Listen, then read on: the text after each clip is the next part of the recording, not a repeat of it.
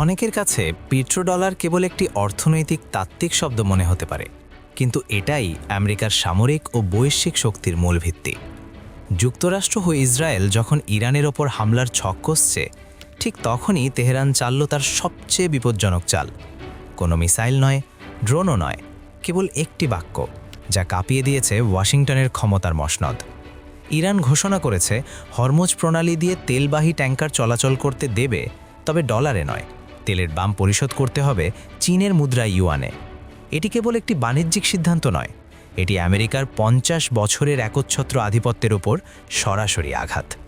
আজ আমরা বিশ্লেষণ করব কিভাবে ইরানের এই একটি সিদ্ধান্ত আমেরিকার বিশ্ব সাম্রাজ্যের ভিত্তি ধসিয়ে দিতে পারে। এই চালের গুরুত্ব বুঝতে হলে আমাদের বুঝতে হবে পেট্রোডলার আসলে কি। ইউটিউব চ্যানেল প্রেডিক্টিভ হিস্ট্রির সঞ্চালক অধ্যাপক জুয়েকিন জিয়াংয়ের মতে, রণক্ষেত্রে ঘটে যাওয়া গত কয়েক সপ্তাহের যে কোনো ঘটনার চেয়ে ইরানের এই ঘোষণা বেশি গুরুত্ব বহন করে। কারণ পেট্রোডলার ব্যবস্থার জোরেই গত 50 বছর ধরে বিশ্ব অর্থনীতিতে যুক্তরাষ্ট্রের একক আধিপত্য টিকে আছে।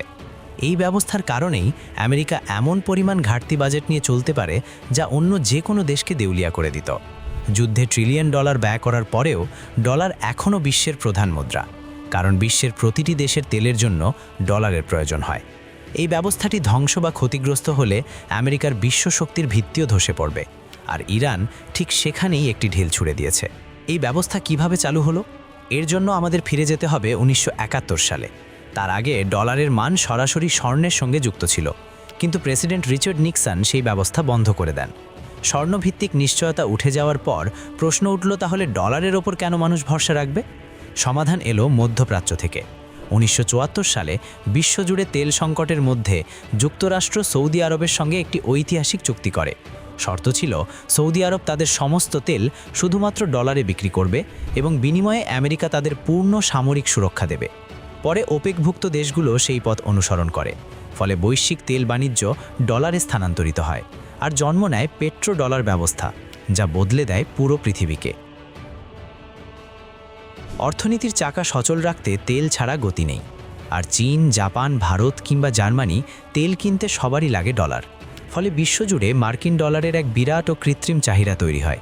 এটি আমেরিকার হাতে তুলে দেয় বিশ্ব অর্থনীতি শাসন করার অসীম ক্ষমতা। এই ক্ষমতার বলেই যুক্তরাষ্ট্র যে কোনো দেশের উপর যখন তখন নিষেধাজ্ঞা দিতে পারে, ব্যাংক অ্যাকাউন্ট জব্দ করতে পারে বা কোনো দেশকে বৈশ্বিক অর্থনৈতিক কাঠামো থেকে একঘরে করে দিতে পারে। অন্যদিকে ডলারের ওই চাহিদাই যুক্তরাষ্ট্রকে সীমাহীন ঋণ নেওয়ার এবং বৈশ্বিক আধিপত্য ধরে রাখার সুযোগ করে দেয়। কিন্তু ইরান এবার সেই হাতিয়ারটি কেড়ে নিতে চাইছে। অবশ্য ইরানই প্রথম দেশ নয় যারা পেট্রোডলার ব্যবস্থাকে চ্যালেঞ্জ করার চেষ্টা করেছে। অতীতে যারা এই সাহস দেখিয়েছে তাদের চড়া মূল্য দিতে হয়েছে।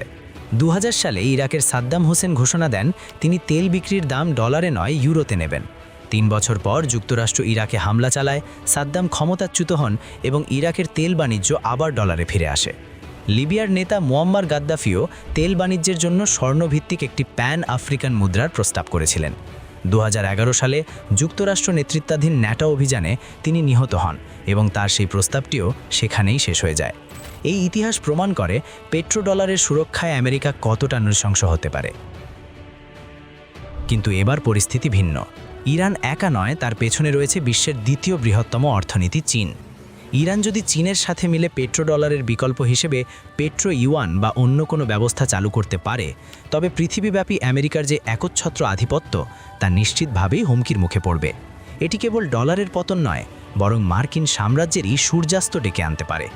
সাদ্দাম বা গাদ্দাফিকে দমানো গেলেও চীন ও ইরানের এই যৌথ অক্ষকে দমানো আমেরিকার জন্য সহজ হবে না।